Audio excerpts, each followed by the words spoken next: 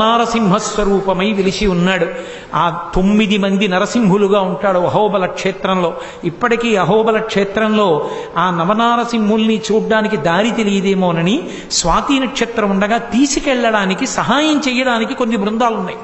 వాళ్ళు తీసుకెడుతుంటారు సేవ చేయడానికి, దగ్గరుండి తీసుకెళ్లి దర్శనం చేయిస్తూ ఉంటారు. జ్వాలా నరసింహుడిని, ఆయనే ఉగ్ర నరసింహస్వరూపం.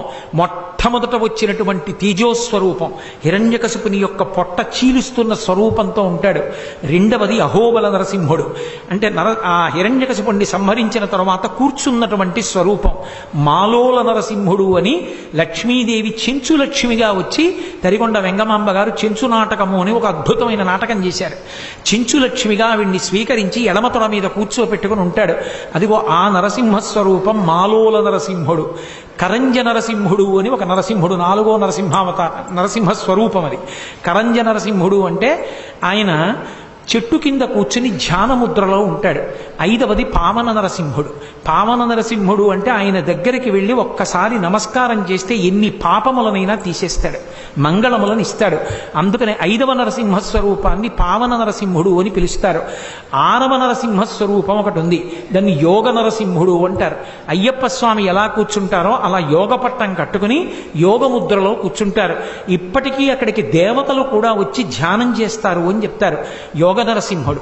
అలాగే 7వ నరసింహస్వరూపాన్ని ఛత్రపట నరసింహస్వరూపం అంటారు. పెద్ద రావి చెట్టు కింద వీరాసనం వేసి కూర్చుంటాడు. అక్కడికి గంధర్వులు విద్యాధరులు వచ్చి హూ హాహా అని చెప్పి 2 గంధర్వులు, వాళ్ళు శాప విమోచనం కోసం నరసింహస్వామి దగ్గరికి వచ్చి పాటలు పాడి నృత్యం చేశారు. ఆయన తొడ మీద చెయ్యి వేసుకుని ఇలా తాళం వేస్తూ కూర్చున్నారు. ఆ కూర్చున్నటువంటి స్వరూపాన్ని ఛత్రపట నరసింహస్వరూపం అంటారు. అక్కడికి వెళ్ళి సంగీతం పాడుతుంటారు కొంతమంది పెద్దలు, కాబట్టి ఛత్రపట నరసింహుడు. ఆ తరువాత వచ్చినటువంటి ఇంకొక నరసింహస్వరూపమే మహానుభావుడిది. 7 అయిపోయిన తర్వాత 8వది భార్గవ నరసింహుడు. పరశురాముడు నరసింహస్వరూపాన్ని దర్శనం చెయ్యాలి అని చెప్పి కోరుకుంటే ఆయనని అనుగ్రహించి దర్శనమిచ్చినటువంటి నరసింహుడు. 9వ నరసింహస్వరూపం ఒకటి ఉంది. ఆ చిట్ట చివర వచ్చింది వరాహ నరసింహస్వరూపం. భూమిని తన దంష్ట్ర మీద పట్టుకుని పైకెత్తినటువంటి ఆదివరాహస్వామి పక్కన వెలిచినటువంటి నరసింహస్వరూపం. మొట్టమొదట వచ్చినటువంటి ఆ యజ్ఞవరాహావతారం పక్కన నరసింహావతారం 2 ఉంటాయి. ఆ 2 ఉన్నటువంటిది వరాహ నరసింహం. మొత్తం 9 నరసింహస్వరూపాలు అహోబల క్షేత్రంలో ఉంటాయి. అలాగే నెల్లూరు పక్కనే ఉంది. ఇప్పటికీ అక్కడ మహానుభావుడు ప్రజాపతులలో ఒకడైనటువంటి కశ్యప ప్రజాపతి 7 హోమగుండాలు పెట్టి సప్తర్షులతో హోమం చేశాడు. సప్తర్షులతో హోమం చేసినప్పుడు నరసింహస్వామి వారి ఆవిర్భావం అయినప్పుడు ఏ జ్వాల తేజస్సు మొదట వచ్చిందో ఆ తేజస్సు ఆ హోమగుండంలోంచి పైకొచ్చింది. పైకొచ్చి దూరంగా వెళ్ళి ఒక గుహలోకి చేరిపోయింది. ఆ గుహలోకి వెళ్ళి కశ్యప ప్రజాపతి చూస్తే యోగ నరసింహస్వామి కనిపించారు. యోగ నరసింహస్వామిని ఆయనే కశ్యప ప్రజాపతే మొదటి పూజ చేసి ప్రతిష్ఠ చేశారు. ఇప్పటికీ మీరు నెల్లూరు వెడితే నెల్లూరుకి చాలా దగ్గరలో 3 కొండలు ఉంటాయి. ఒక కొండని నరసింహస్వామి వారు ఉండేటటువంటి కొండ, వేరొకటి తల్పగిరి అంటారు, రంగనాయక స్వామి వారు ఉంటారు, 3వది సత్యగిరి. అక్కడ కామాక్షి తాయి అని చెప్పి ఒక మహారాజు గారి కల్లో కనబడితే అమ్మవారిని ప్రతిష్ఠ చేశారు. ఎంతమంది భక్తులో వెళ్ళి అమ్మవారిని సేవిస్తుంటారు. కశ్యప ప్రజాపతి హోమం చేసేటప్పుడు గోవిందరాజస్వామి దేవాలయాన్ని నిర్మాణం చేశాడు. ఆ గోవిందరాజస్వామి వారి దేవాలయం పక్కన పెద్ద వృక్షం ఉంటుంది. సంతానం లేనటువంటి వారు తమ కట్టుకెళ్లిన చీర కొంగు చింపి అక్కడ ముడుపు కడతారు కొమ్మకి. కడితే ఖచ్చితంగా సంవత్సరంలో మళ్ళీ పిల్లల్ని ఎత్తుకుంటుంటారు. దాన్ని సంతాన వృక్షము అని పిలుస్తారు. అశ్వత్థామ గుహలు అని అక్కడే గుహలు ఉంటాయి. అంత ప్రఖ్యాతమైనటువంటి క్షేత్రములతో కూడుకున్నటువంటి నరసింహస్వామి వారి ఆలయం ఇప్పటికీ కూడా నెల్లూరు పక్కనే వేదగిరి అంటారు. ఆ వేదగిరి యందు వెలిసి ఉంది. అలాగే మనకి తూర్పుగోదావరి జిల్లాలో కూతవేటు దూరంలో కోరుకొండ అంటారు. కోరుకొండ అనడానికి కారణం ఏమిటంటే ధాన్యాన్ని రాశిగా పోస్తే ఎలా ఉంటుందో ఆ కొండ చూస్తే అలా ఉంటుంది. ఇప్పటికీ మధురపూడి విమానాశ్రయంలో విమానం ఎక్కడానికి ఎడుతూ తల పక్కకి తిప్పితే కనపడుతుంది కోరుకొండ. ధాన్యపు రాశి పోస్తే ఎలా ఉంటుందో అలా ఉంటుంది. పారిజాత వృక్షములు ఎక్కువగా ఉండేవి కాబట్టి పారిజాతగిరి. అక్కడికి పరాశర మహర్షి వచ్చారు కాబట్టి దానికి పరాశరగిరి. బంగారం తయారు చేసే స్పర్శవీధి అక్కడ దొరికేది కాబట్టి స్వర్ణగిరి. అక్కడ వేదముల యొక్క నాదము వినపడుతుండేది. ఎందరో దేవతలు వచ్చి భజన చేసేవారు కాబట్టి వేదగిరి. కోరుకొండ, ఇన్ని పేర్లతో ఉండి లక్ష్మీ నృసింహస్వామి అక్కడ స్వయంభూగా వెలిశారు. చిత్రం ఏమిటంటే అక్కడ వెలిసినటువంటి నరసింహస్వామిని మొట్టమొదట గుర్తుపట్టి పూజ చేసినటువంటి ఘనత ఎవరికి దక్కిందో తెలుసా? భద్రాచలంలో పోతలతమ్మక్కలాగా ఒక పశువుల కాపరి భార్య అయినటువంటి స్త్రీ, ఆమెకి పేరు లక్ష్మి. లక్ష్మి అన్న ఆవిడ మొట్టమొదట చూసి నరసింహస్వామిని సేవించింది. అంత గొప్ప క్షేత్రం పక్కనే ఉన్నటువంటి ఆ కోరుకొండ. అలాగే మనకి హైదరాబాద్ దగ్గరలో యాదగిరి అని చెప్పి ఒక క్షేత్రం, యాదగిరి నృసింహుడని. అక్కడ ఉన్నటువంటి నరసింహస్వామి ప్రసన్న నరసింహస్వామి.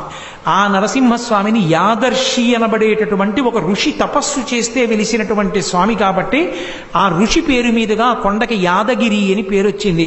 ఆంధ్రదేశంలో నరసింహోపాసనం చాలా విశేషం. నరసింహస్వామి వారి కథ వింటే ఏం చెప్తారంటే, ప్రహ్లాదోపాఖ్యానాన్ని, నరసింహస్వామి వారి ఆవిర్భావాన్ని విని పానకం తాగితే, నైవేద్యం పెట్టిన పానకం పుచ్చుకుంటే తరువుకొస్తున్న గుండె జబ్బు కూడా ఆగిపోతుంది. అంత గొప్ప స్వరూపం. షట్కాల శివ పూజ ఎలా ఉంటుందో అలా షట్కాలముల యందు పూజ అందుకునేటటువంటి మహానుభావుడు. విష్ణు స్వరూపంలో ప్రదోష వేళ కూడా దర్శనం చేయడానికి యోగ్యమైన స్వరూపం నరసింహస్వరూపం. ఆ నరసింహస్వరూపాన్ని దర్శనం చెయ్యాలని పద్మపాదాచార్యుల వారు నరసింహస్వామి వారి మంత్రాన్ని పొంది అరణ్యానికి వెళ్ళి తపస్సుకి కూర్చుంటే, అరణ్యంలో తిరుగుతున్నటువంటి ఒక ఏమీ తెలియని కిరాతుడు ఒకడు వచ్చి, పంతులు గారు మీరు ఎందుకు కూర్చున్నారు ఇక్కడ అన్నాడు.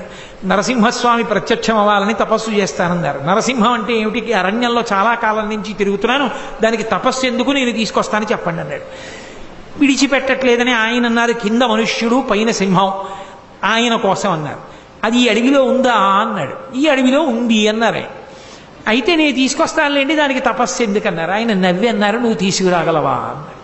రేపు రాత్రిలోగా తీసుకురాకపోతే నా ప్రాణాలు విడిచేస్తాను పంతులు గారు, సరేనా అన్నాడు. అయ్య బాబోయ్, వీడు లేనిపోని ప్రతిజ్ఞ చేస్తున్నాడని అలాగే లే అన్నాడు. ఇక ఆ కిరాతుడు అరణ్యంలో తిరుగుతూ నరసింహం, కింద నరుడు పైన సింహం, కింద నరుడు పైన సింహం అంటూ చూస్తున్నాడు అడివంతా. మరునాడు సాయంకాలం ప్రదోష వేళ అయిపోయింది, కనపడలేదు. అక్కడ బ్రాహ్మణుడికి మాట ఇచ్చాను, తీసుకెళ్ళలేకపోయానని చెప్పి చెట్టు తీగలు తెచ్చి ఉరితాడు పోసుకుందామని చెట్టు కొమ్మకి ఉరి పోసుకుంటున్నాడు. నరసింహస్వామి వారు ఆవిర్భవించి వచ్చి దర్శనమిచ్చారు. ఓసి దిక్కుమాలిన మృగమా, ఇంతసేపటి నుంచి వెతుకుతున్నానా, బ్రాహ్మణుడికి చూపిస్తానని ఎక్కడ దాక్కున్నావే అని చేతిలో ఉన్న తీగలు తీసి నరసింహస్వామిని కట్టి ఈడ్చుకొచ్చాడు. ఈడ్చుకొచ్చి పద్మపాదాచార్యుల వారి దగ్గర నించోబెట్టాడు. ఆయనకేం కనపడలేదు. ఏమిటి నరసింహస్వామి వచ్చారంటే ఏమిటన్నారు.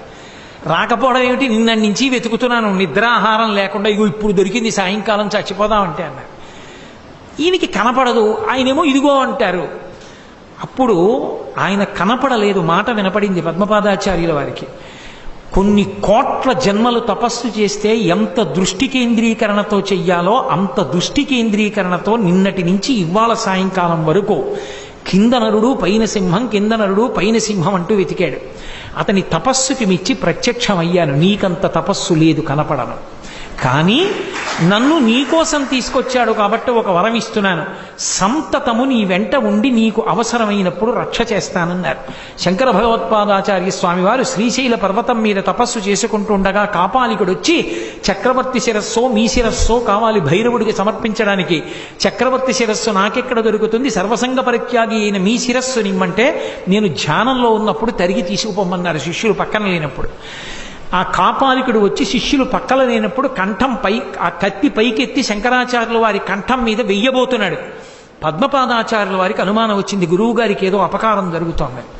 ఒక్కసారి నరసింహస్వామికి నమస్కారం చేశారంతే.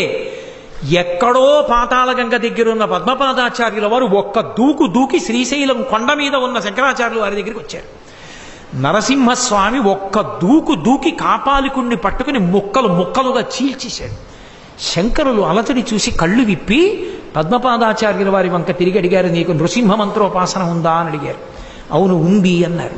ఆ నరసింహస్వామి నన్ను కాపాడారన్నారు. శంకరాచార్యుల వారి జీవితంలో ఒకానొకప్పుడు వారి శరీరాన్ని కాల్చేస్తుంటే కాళ్ళు చేతులు కాలిపోయాయి. అప్పుడు వారు ఆ శరీరంలోకి రావలసి వచ్చింది ఒక ప్రత్యేక సందర్భంలో.